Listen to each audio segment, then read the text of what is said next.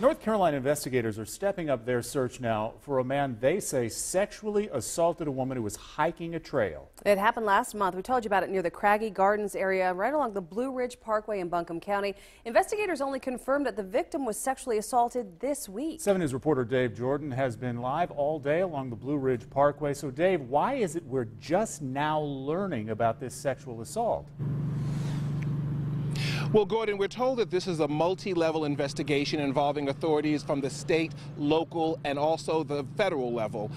This was done, we're told, because they wanted to protect the integrity of the investigation, and they also wanted to protect the victim. But the news of this sexual assault, as you would imagine, is not sitting well with hikers. Hikers are on high alert this Thursday amid word of a sexual assault which happened on the same trail they set out on. I think it could be a bit surprising to hear that something like that happened in a gorgeous place like this. You know, we're up here with our wives, and just the thought of that happening at a beautiful place like this, it's worrisome because you're kind of in the middle of nowhere. The 64-year-old victim was hiking near the Craggy Gardens area on May 12th when the assault happened.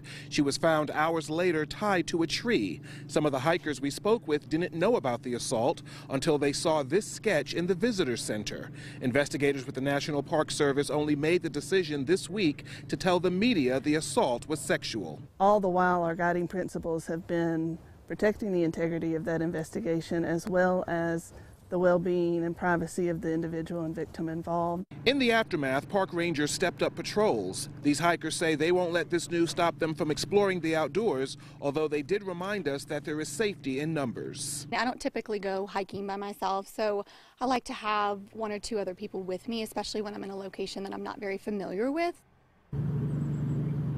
And authorities are telling us that they did arrest a man in connection with this case, but he was later released after it was determined that he had nothing to do with this crime. They also received more than 100 tips pertaining to this case. They're telling me they hope to close the case relatively soon. And we are live tonight along the Blue Ridge Parkway. Dave Jordan, 7 News. All right, Dave, obviously they've reopened the trail. There is this heightened alert. But do they believe that by not telling all of us that there was this sexual assault that they put anybody at risk?